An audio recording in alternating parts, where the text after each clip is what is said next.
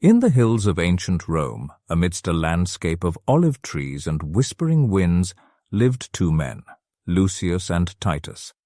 They had once been the closest of friends, sharing laughter, dreams, and secrets, but time had a way of changing even the strongest bonds, and jealousy had crept into Lucius's heart. Titus, with his wisdom and kindness, had won the favor of the townsfolk. He was known for his humility and gentle words which spread like wildfire, lighting up hearts. Lucius, on the other hand, was a man of ambition and cunning. He craved power and popularity, even if it meant resorting to deceit. As the years went by, the envy in Lucius's soul festered, turning him bitter and resentful. He could no longer stand to see Titus praised and adored by all. One day, when the sun was at its zenith, Lucius decided to confront his old friend. Under the shade of a grand oak tree, they stood face to face. Lucius's eyes burned with jealousy as he spoke. "Titus, you have taken everything from me. The respect of our people, their love and admiration. I will not stand for it any longer." Titus, with a serene smile, replied, "Lucius, my old friend, I have done nothing to harm you. The love and respect I receive are not earned by stepping on others, but by being true to myself and helping those around me. Your success lies in your own hands." But Lucius's heart was hardened, and he could not accept Titus's words. Consumed by his desire for revenge, he plotted to tarnish Titus's reputation. He spread false rumors, manipulated events, and twisted the truth to turn the people against him. As the lies spread, Titus's world began to crumble. His friends turned away, and the once warm smiles of the townsfolk were replaced with suspicious glances. Yet Titus refused to retaliate.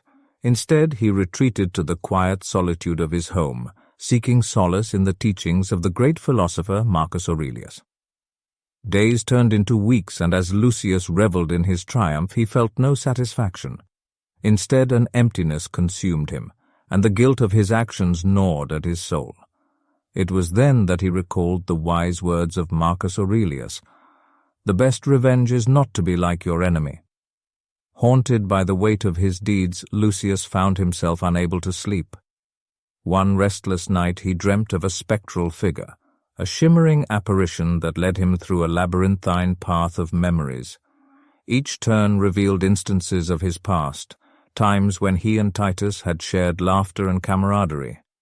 But as the spectre guided him further into the maze, the scenes transformed. Lucius witnessed moments where envy had poisoned his heart, where he had chosen deceit over honesty, and where he had betrayed the very essence of friendship. The ghostly figure remained silent, allowing the guilt to sink deeper into Lucius's conscience. Upon waking, Lucius was a changed man. The dream had unveiled the truth he had long ignored. He had become the very enemy he despised. Determined to right his wrongs, he embarked on a path of redemption. The first rays of dawn found Lucius at the doorstep of Titus's home, humility replacing his arrogance. He knocked softly, unsure of what reception awaited him. To his surprise, it was Titus himself who answered the door. There was sadness in Titus's eyes, but he welcomed Lucius with a serene smile. "I have come to ask for your forgiveness," Lucius began, his voice trembling with sincerity. "I let jealousy consume me, and I hurt you and tarnished our friendship. I know I can never erase the pain I caused, but I hope you can find it in your heart to forgive me." Titus studied Lucius for a moment, then placed a hand on his shoulder. "Forgiveness is a journey we must all take, Lucius. I forgive you, for I know that true strength lies in acknowledging our faults and striving to be better." Overwhelmed by Titus's grace, Lucius felt a profound gratitude swell within him. But he knew that mere words would not be enough to mend the damage he had done. He made a promise to himself to show his remorse through actions, to prove that he had truly changed. In the days that followed, Lucius worked tirelessly to repair the relationships he had damaged. He confessed his lies and manipulations to the townsfolk, accepting their anger and disappointment. To his surprise, many were willing to give him a chance at redemption, for they saw the sincerity in his eyes. But there were some who remained skeptical, and Lucius knew he had to win them over. He devoted himself to acts of kindness and selflessness, volunteering to help those in need, regardless of their feelings towards him. Slowly but steadily, he began to earn the respect and trust of those he had wronged.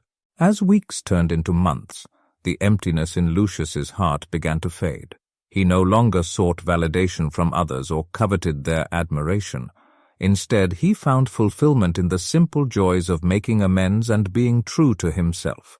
The transformation did not go unnoticed, and soon whispers of Lucius's redemption spread throughout the town. The people marveled at the change in the once bitter man, who now radiated warmth and humility. One evening, as the sun dipped below the horizon, Lucius and Titus found themselves once again under the shade of the grand oak tree where their paths had diverged. Only this time they sat side by side, friends reunited through the trials of life. Lucius turned to Titus and said, "I owe you a debt I can never fully repay. You taught me that the best revenge is not to be like your enemy, and it has led me to redemption and peace." Titus smiled, his eyes reflecting the wisdom of years. "We all stumble on our journey, but what matters is how we rise after the fall. You have become a better man, Lucius, and that is all the repayment I need." And so, under the watchful gaze of the moon and stars, Lucius and Titus embraced the true meaning of Marcus Aurelius's wisdom.